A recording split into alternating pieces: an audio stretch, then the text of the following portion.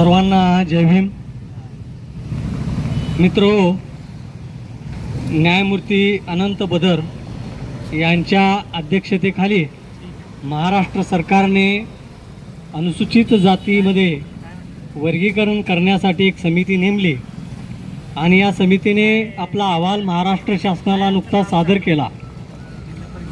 या अहवालावरती हरकती मागवण्यासाठी सरकारने 30 एप्रिलपर्यंत मुदत दिली, परंतु ती देत असताना आमच्यासारख्या कर्त्यांच्या मनामध्ये एक संभ्रम निर्माण झाला की न्यायमूर्ती अनंत बदर समितीचा जो अहवाल तयार केलेला आहे, हा अहवाल कोणत्या आधारावर तयार केला, यासाठी कोणता एम्पिरिकल डेटा शासनाने त्यांना पुरवला आणि हा अहवाल तयार करत असताना कोणता शास्त्रीय आधार त्यांनी घेतला की जेणेकरून अबकडं वर्गीकरण केल्याशिवाय आरक्षणाचे लाभ जे आहेत ते सर्व जातींपर्यंत पोहोचणार नाहीत.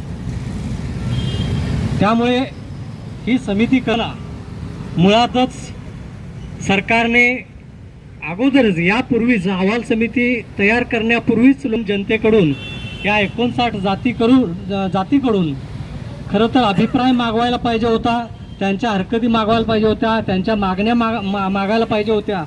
परंतु तसं न करता डायरेक्ट अहवाल सादर करणं आणि जो अहवाल अजून लोकांपर्यंत पोहोचलेला नाही, जो अहवाल सार्वजनिक केला नाही, त्याच्यावरती हरकती मागवणं म्हणजे हे महाराष्ट्र शासनाचं हास्यास्पद काम आहे. त्यामुळे बहुजन ऐक्य चळवळीच्या वतीने महाराष्ट्र शासनाचा मी जाहीर निषेध या निमित्तानं करतो आहे.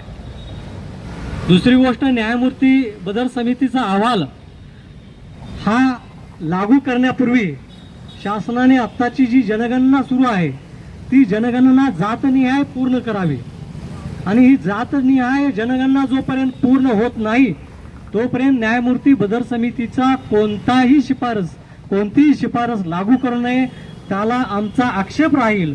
प्रसंगी आम्ही त्यासाठी रस्त्यावर उतरू हा मेसेज आपण या बहुजन ऐक्य चळवळीच्या धरणा आंदोलनाच्या माध्यमातून देत आहे.